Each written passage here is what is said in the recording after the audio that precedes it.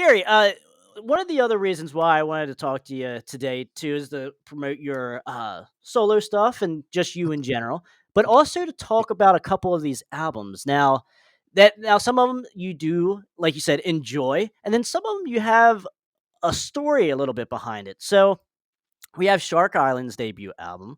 We also have Junkyard's debut album. We have Bang Tango's second album, Dancing on Coals. Then we have Asphalt Ballet Pigs, the second album from Asphalt, which we kind of touched on already. But Uh-huh. now you mentioned the band Bang Tango, and now you played with them on your last show, which you briefly mentioned Yeah, earlier, right? we're on tour with them. Oh, now my last show was not with them. It was with we were touring at that time with, remember the group Shotgun Messiah? Yeah, yeah. We were out touring with them, you know. Okay. That's a damn good bill because they're kinda on that sleazy side, you know? Yeah, yeah. We God, we we had a good band, good guys. Mhm. So for getting it, I forgot to put this one in the category up there. Okay. I don't know if I should tell this story or not. It's a good one. Um, Okay. wait, was it okay? We were out touring, and you know how I'd mentioned, we get $160 a week per diem money. You're right, right. Oh, we most of us send it home, but usually the club, you got one thing on your contract, the club would furnish you a meal. Yes, okay. So I know this sounds little, but they had a flat tire out of state somewhere, Shotgun Mhm. did. And they supposedly contacted the club and said that don't feed Asphalt Ballet until we get there. You know? Really? Yeah, really. So Okay.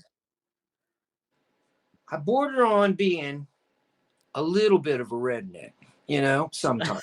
Yeah. You know? And when I'm hungry and somebody Oh, yeah. let me out a meal and I got to perform pretty soon, it bothered me. Yes. I can imagine. I agree with you. I like yeah. It, but I got to say one thing. I got to thank them because it was the best performance of my life. That it honestly was.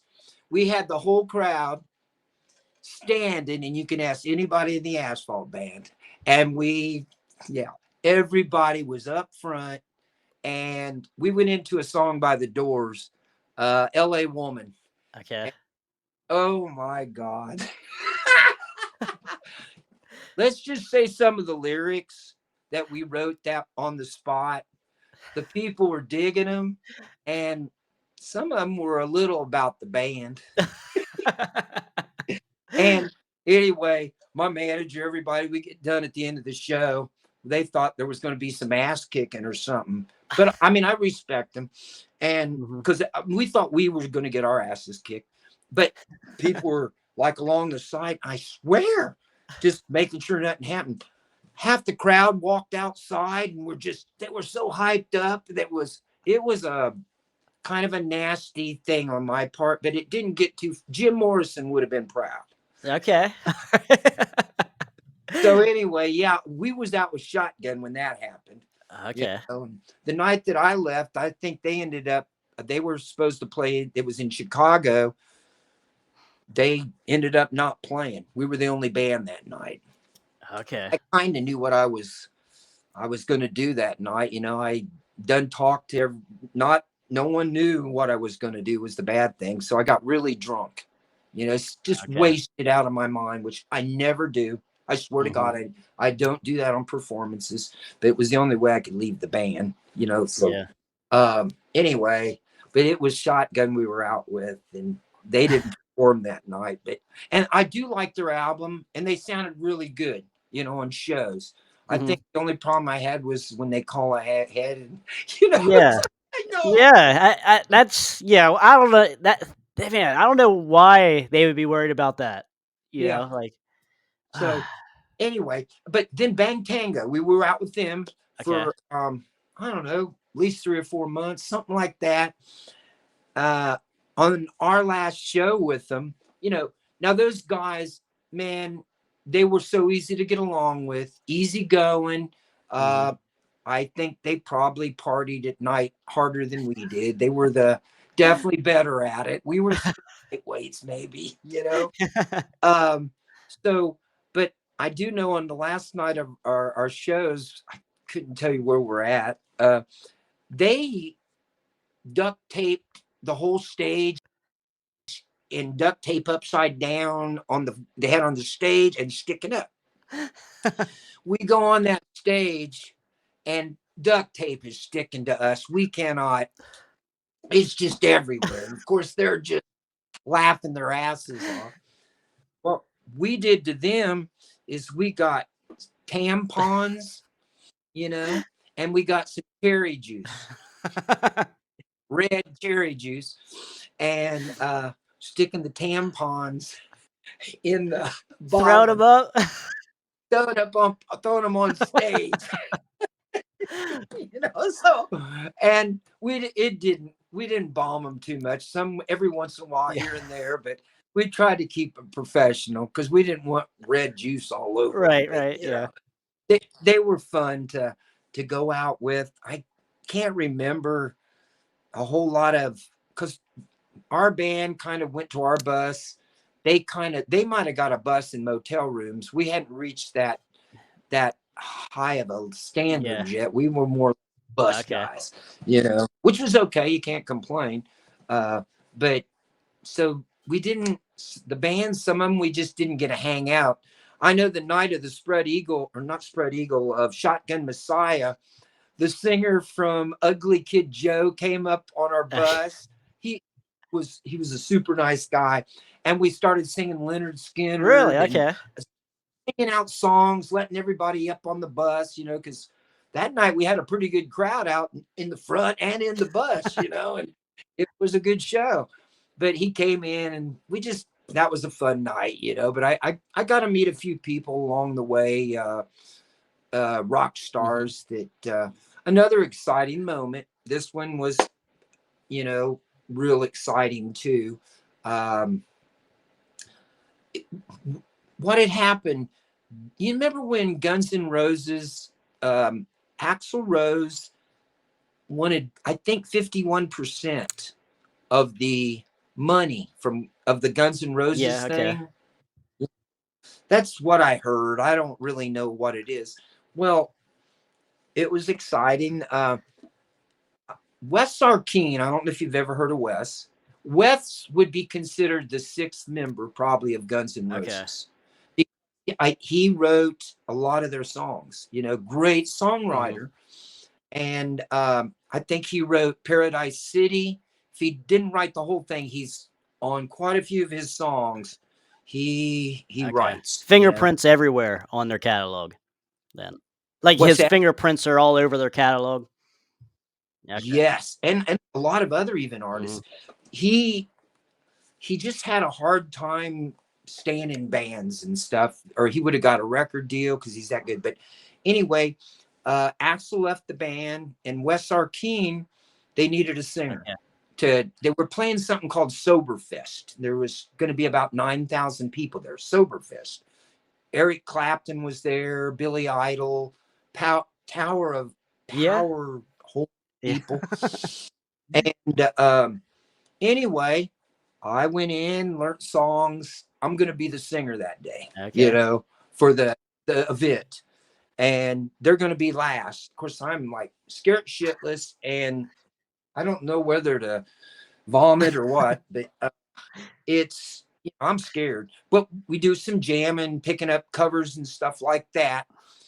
So it gets to the last part of the show, and they're fixing to go up. Well, the whole band didn't get to go up because it started raining.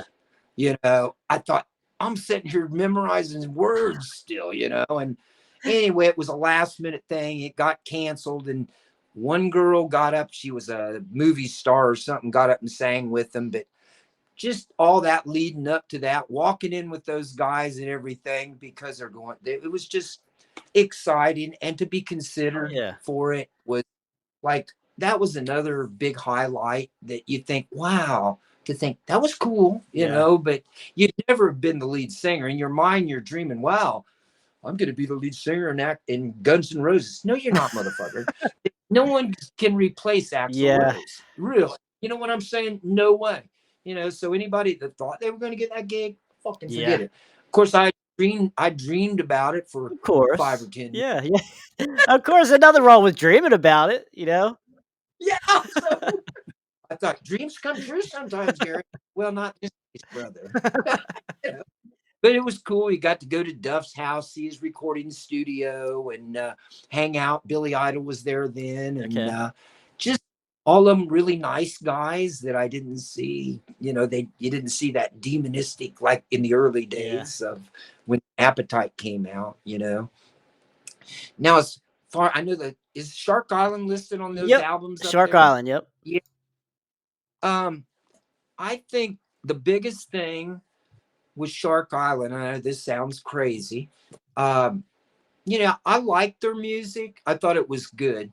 Uh, good. I had first came to LA and I think they were called the Sharks. Yeah. And I seen this singer up there, you know, and it's another one of them things. His name is Richard Yes. Black. You, I had never in my life seen anything like Really? him as far as frontman, lead vocalist with moves. I think at that time my favorite was Jim Dandy of Black Oak, Arkansas, or David Lee Roth. No, but anyway, uh, he was so charismatic.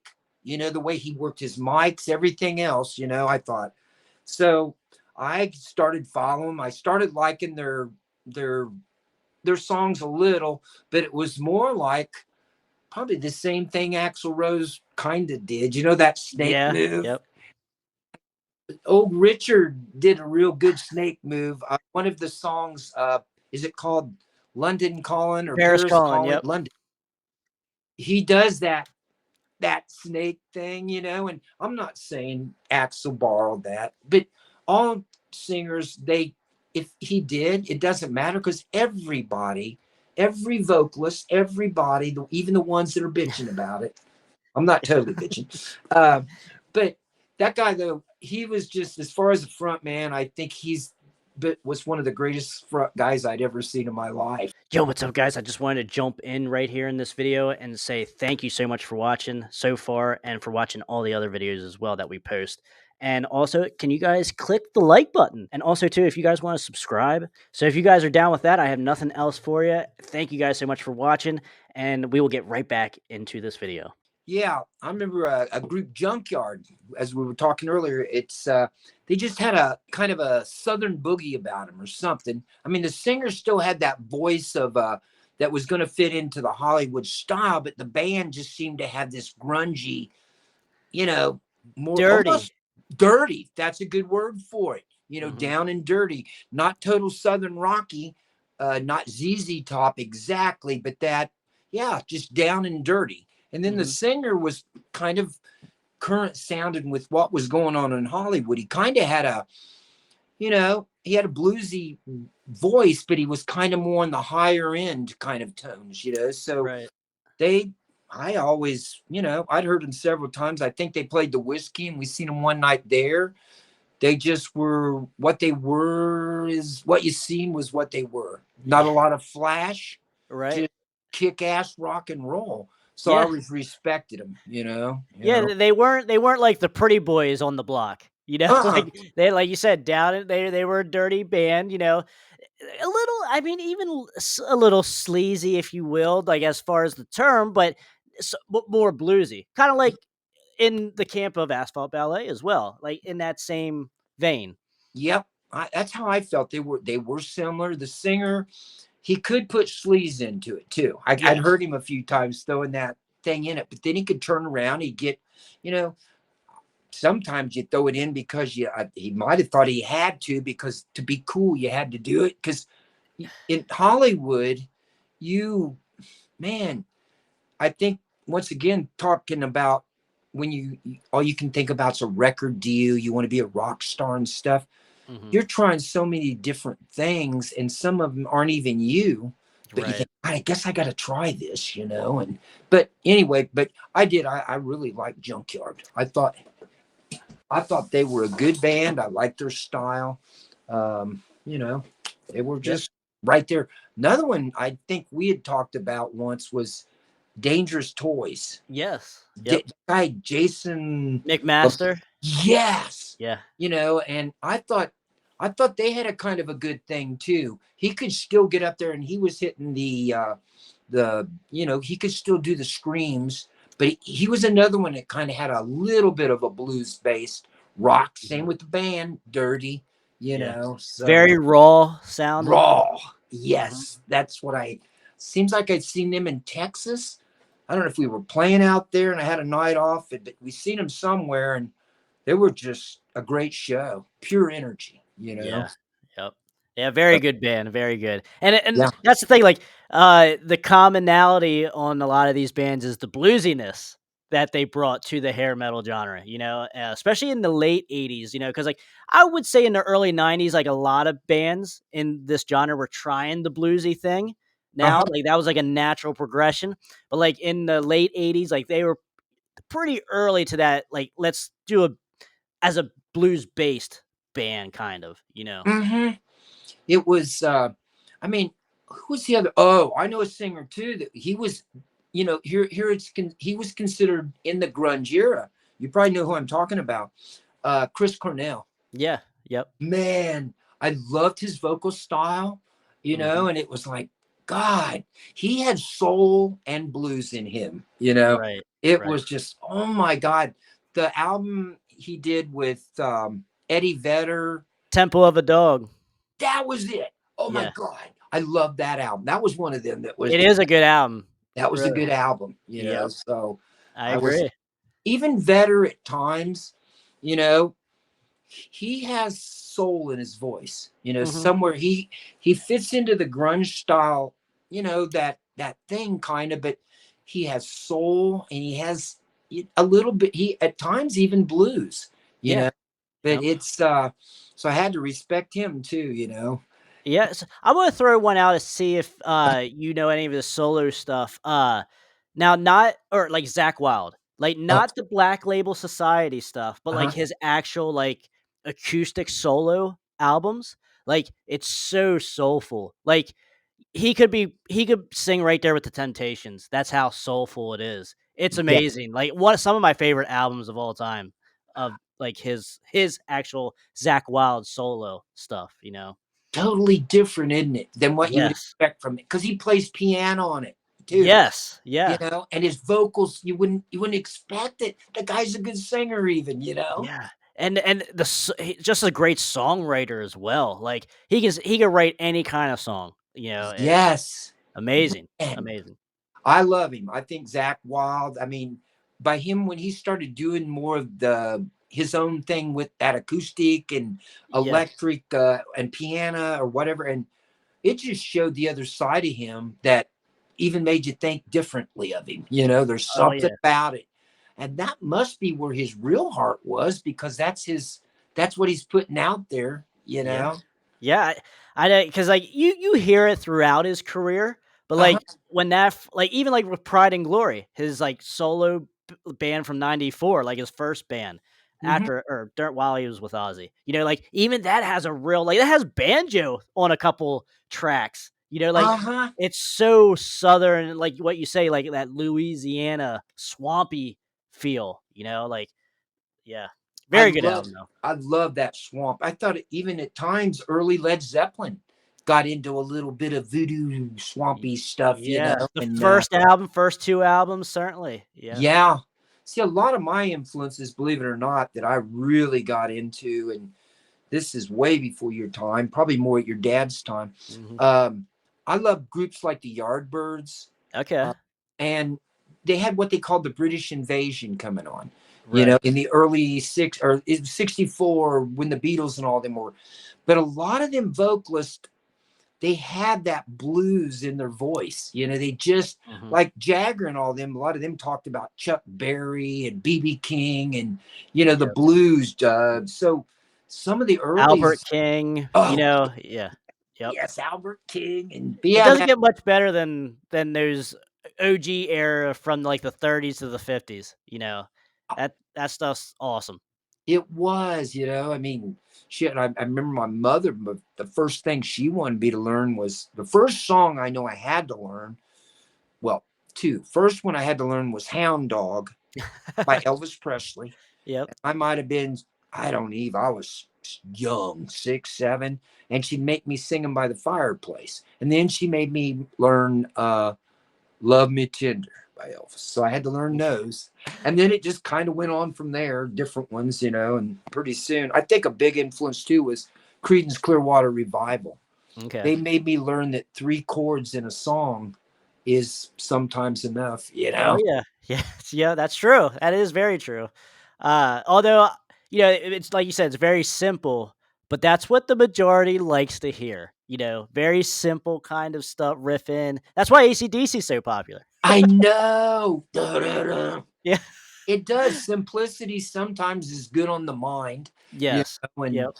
so it just, and looking back, I think I put a CCR tune on at least 3 or 4 of my albums. I think Okay. I've done Born on a Bayou, Green River.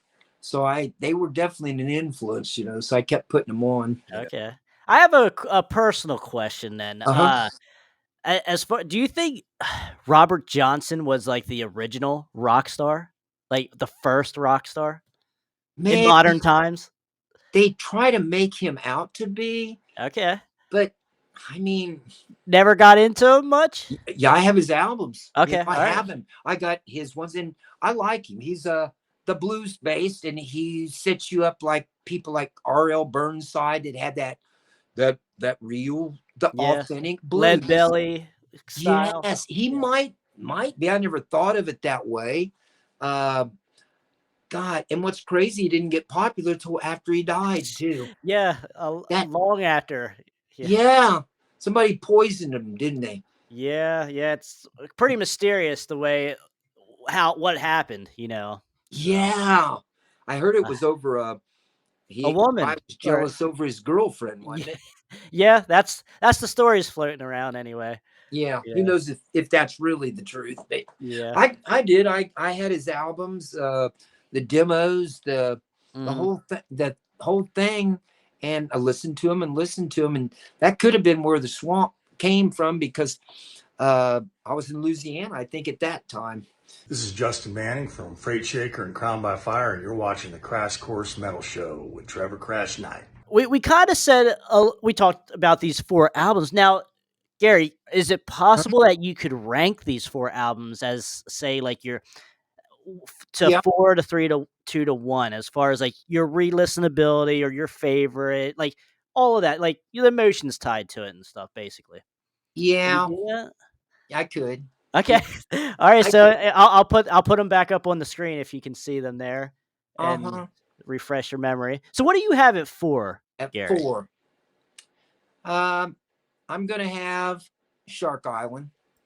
Okay, that's actually where I'm putting Shark Island as well. I like their music, but I think I was more into just mesmerized by their singer. Yes. I and not there isn't many that's done that. I think not many at all. So I didn't Right. their music was good enough. I liked them, but I definitely put them at 4 for me. You know. Yeah, I agree. They're going in for myself as well. Like the album, I only like about half the album. I was looking for this album for years when I was a teenager, and I came across it like last year, Uh-huh. and I was kind of disappointed because like I bought it strictly for the ballad "Bad for Each Other." Oh yeah. That's a damn good ballad. Like, Yes. but like everything else is just kind of there. Like, it's just not one I revisit that much. So that's why it goes in at number 4 for me. Same here. I like that Bad for Each Other's a great tune, great lyrics and stuff. Yeah. He went on to sing in a band called Contraband too, didn't he? Yes, him, Tracy Guns, like, it was like a super group of sorts. Yes. The girl from Vix, the bass player, I think, for Vixen, the drummer for Rat, Bobby, Yeah. and Michael Shankner also Yes, was in that's that band. right. That's right. Yep. Man. But yeah, I'll put them at 4. Okay. Alright, so what do you have at 3? Uh 3, even though, you know, I toured with them, love them to death. It's, I mean, it was a great rock album. I think the one that I liked was really what was crazy. I thought the video was off of this one. That the one, Somebody, was off of Psycho Cafe, I guess. Yeah, Somebody Like You. Yeah, but my number 3, I would rate Bang Tango's album. Okay. You All right, know, Dancing on Coals. yeah. Okay. I mean, I love them, man, and I appreciated them just helping us get on their tours. I've been friends with Joe and know Joe, you know, and Yeah. I mean, just being honest here, I put them at 3, you know. Okay. Yeah. Yeah. That's all good. So for me at 3, I'm gonna Uh-huh. have to go with Asphalt Ballet. Now Uh-huh. I had this for years, almost as long as the debut Asphalt Ballet, but over time it is getting better. Like I do Uh-huh. enjoy more and more from this album as time goes on. Like I said, Save the Children is absolutely great. Mm-hmm. Angry Youth, like you said. There are some good songs, but 13 tracks on this album is a little too much in my opinion. It's just kind of filler throughout the album as well. But Mm-hmm. I mean, it like you said, it's a losing battle in 1993 and changing the original changing you, the original singer in 1993. That's just not going to play out well for any rock band at that or hair metal style band at that point, you know what I mean? It was So, hard, you know, especially since Asphalt actually had won the Ball Buster contest 7 or 8 times and had never been beat. They put us on what they called the Wall of Fame. We okay. was up against Corrosion of Conformity. Uh, Ozzy was in some band. It was working with some band. I forget who it was. It wasn't a hard rock band. It was a rap band. Okay. We whipped them. We whipped Tesla. Uh, Ooh. man, I can't remember some of them, but they were bigger bands, and it was, you know, dang, yeah, it Just was, yeah, just it raw was, just bad timing on both accounts, both yeah, albums, you know? yeah, yeah, Yeah. yeah. You know what changed my mind? I got listening after I talked to you, and I was kind of down on them when me and you were talking that day. I went and listened to their album about, 4 or 5 times. And I wasn't going to rate him number 1, you know, but I guess some of the songs I do remember maybe demoing and Yeah. stuff. And then I got a little sentimental on things with it. And I thought, well, I'm rating it too harsh. So I was putting it in probably more like number 2, Okay. you know, and and that could be a little bit because, you They're know, still your boys. they're I love them, man. They're my Yeah. brothers, you know. Yep. And even though it went down, it was a very shitty way on my part. Uh, you know, I never just, you know, you can't dislike somebody that made your dreams come true, you Right. know. So And that kind of I wanted to ask this because I always like to ask this on all artists that aren't with their original band yet. Like, do you still have contact with the boys? Like, do you still talk to them here and there and such? yes, matter of fact, just yesterday, I Very cool. Okay. I had dropped the line. Jay still writes a lot of good songs, and he's good at putting the vocals down to a point where they fit in the groove right and everything, and you can feel the keys. Hmm. But he had a song on there the other day I heard, and dude, I just thought it was good, you know. And I told him, I just wrote a little line, man. This song could totally cross over into the new country era because country's getting damn rocky. A guy named Luke Combs does this song called uh, Ain't No Love in Oklahoma. Of course, he Okay. has a vocal style that's country, but the song has slide guitar, Yeah.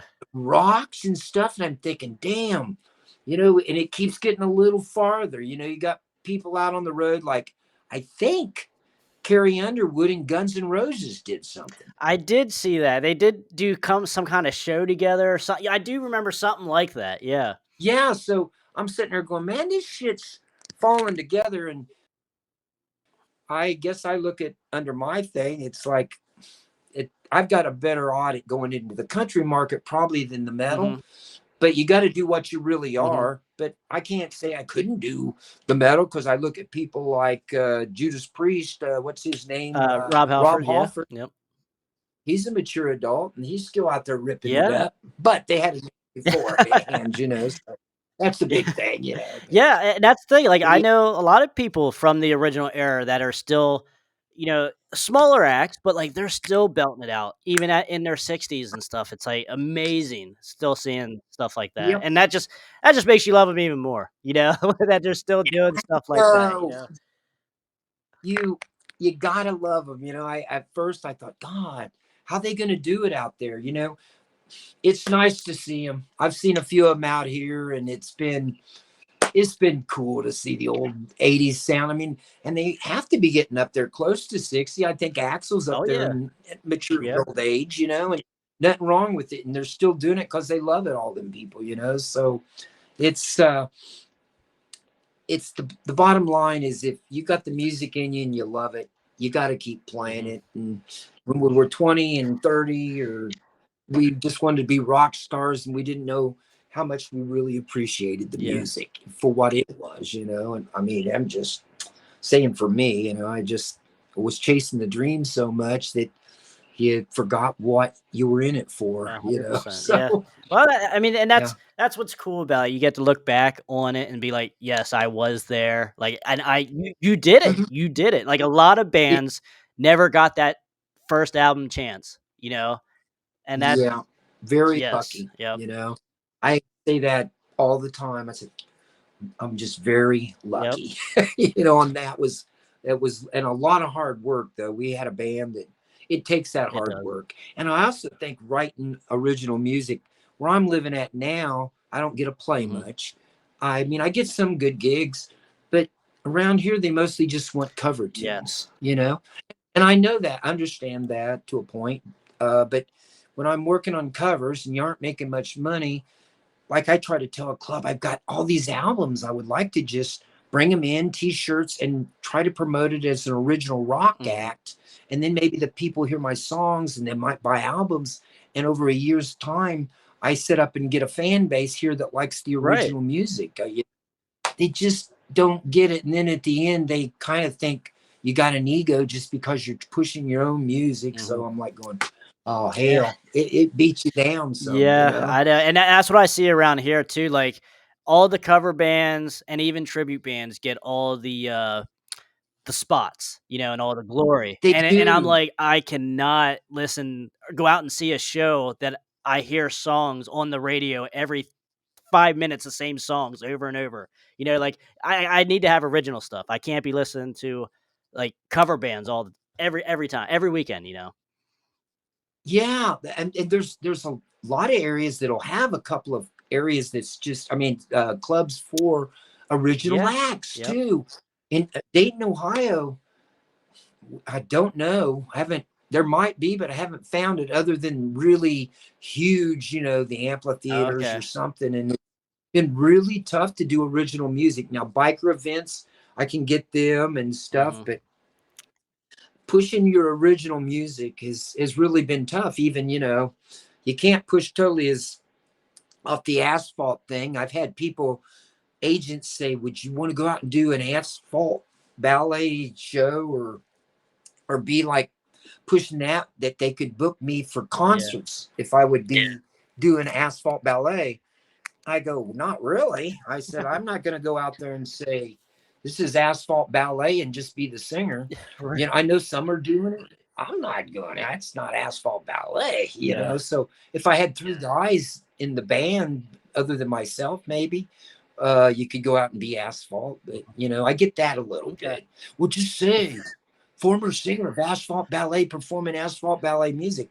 I said, well, I'm more like Gary Jeffries from Asphalt Ballet with his new album out, doing some stuff from Asphalt Ballet Yeah, also. yeah, But they want it the other way right, around. yeah. It's like, oh my God. That's cheating. So, okay, so that that kind of makes me feel good that I always like to see that story of you still having contact with your original band. Like when people say that, oh no, I don't talk to them anymore, or like no, we hate each other and stuff.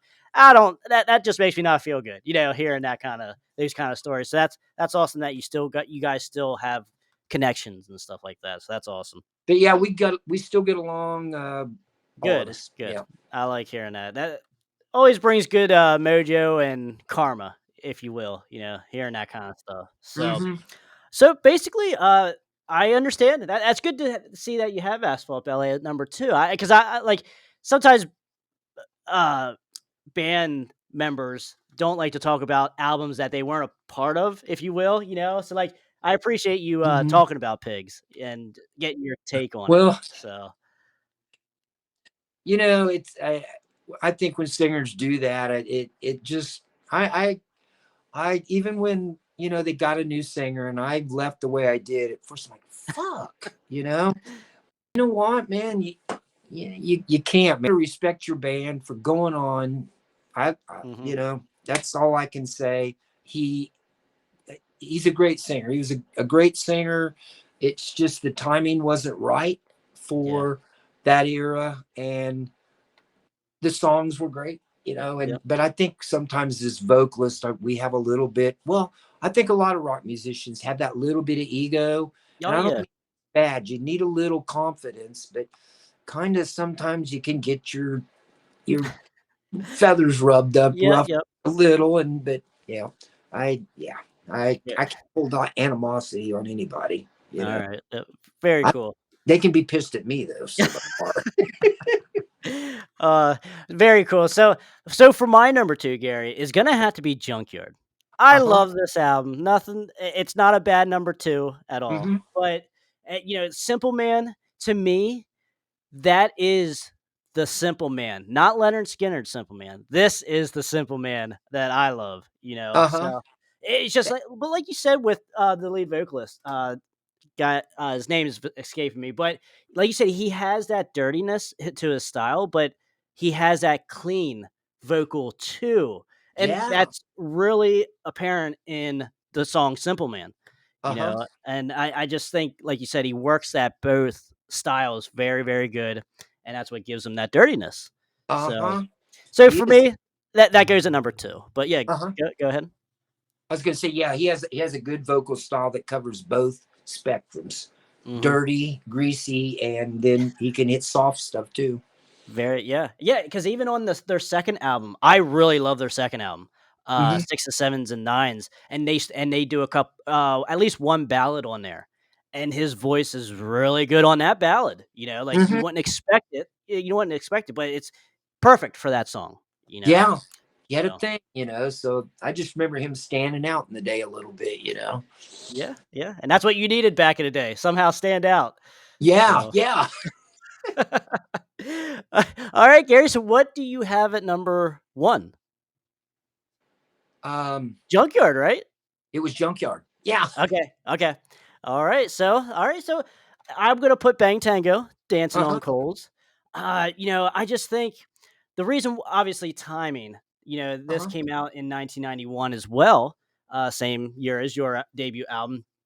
But to me, I think what kind of missed the mark with this album, I love it, but Hmm. a lot of the Bang Tango fans loved their debut album, Psycho Cafe, because of its rawness, Yeah. and this album really feels like it could have been their third or fourth album as an evolution and not their second album. Like they totally it still sounds like Bang Tango, like, but it's To- just overly produced, not as raw or sleazy even. Because I consider Bang Tango a sleazy band, they like a are the sleaze kind metal of band. please rock a little bit. Yes, yeah.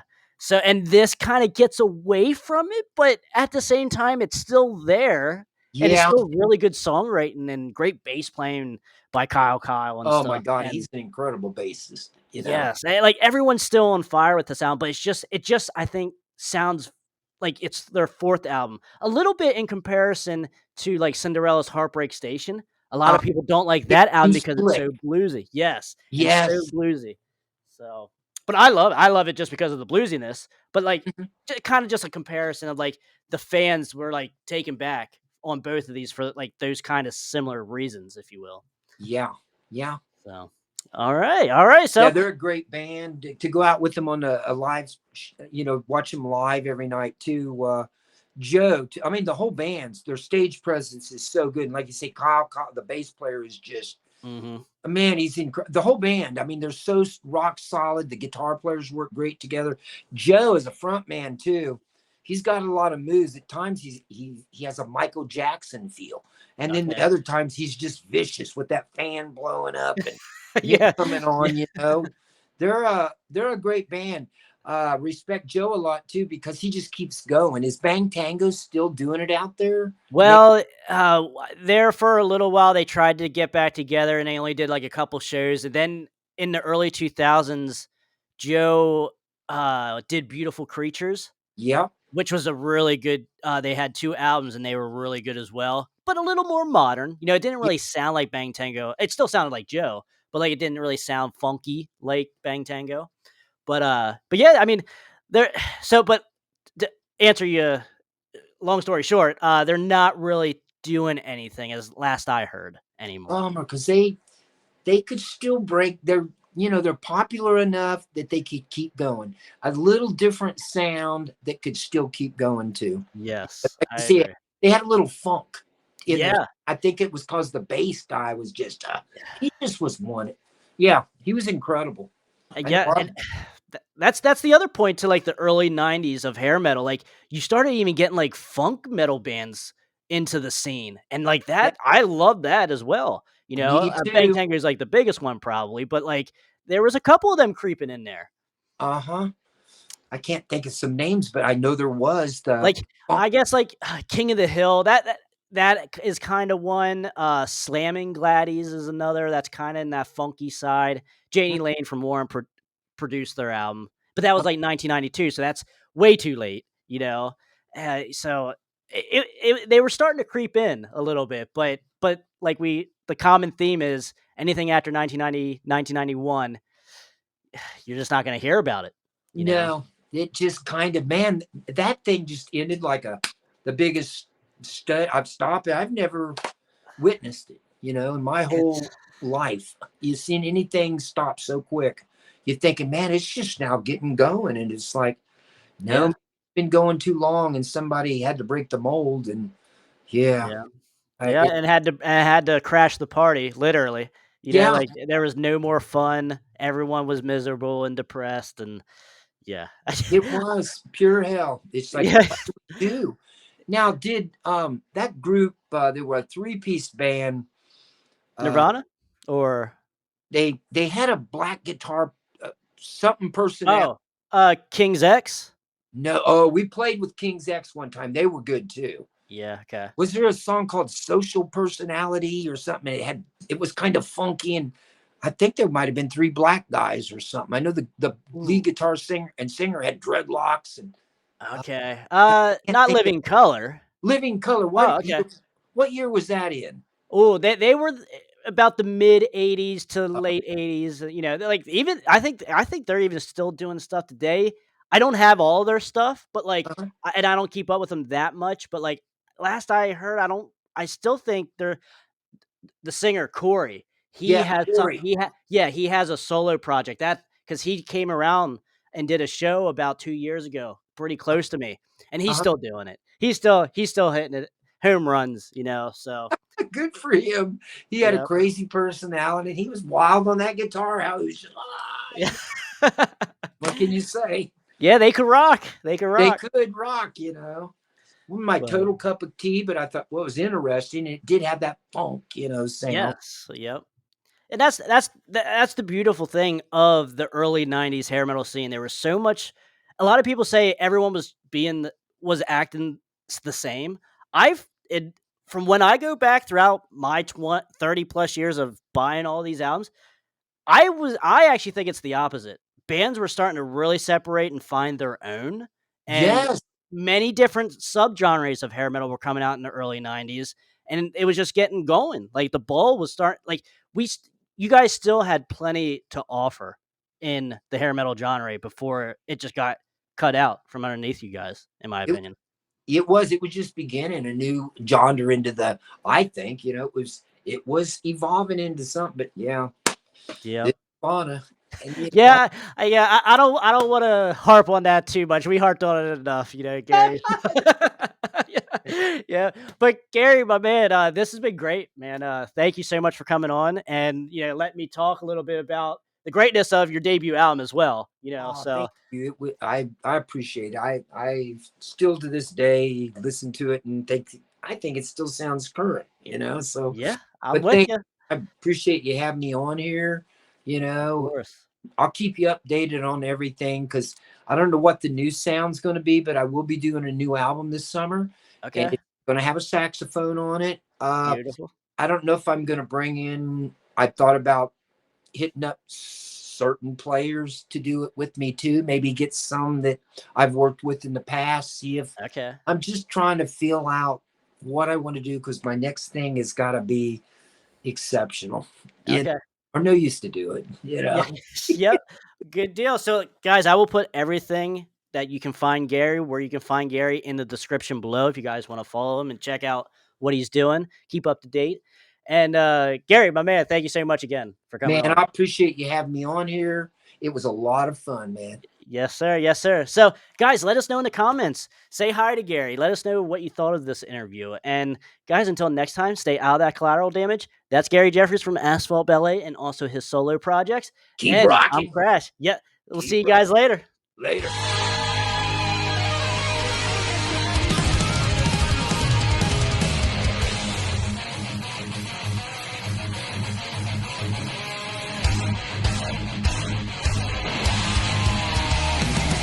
Yeah, I wrote that. It's called I Want to Rock Your Body. And then in parentheses it says to the break of dawn.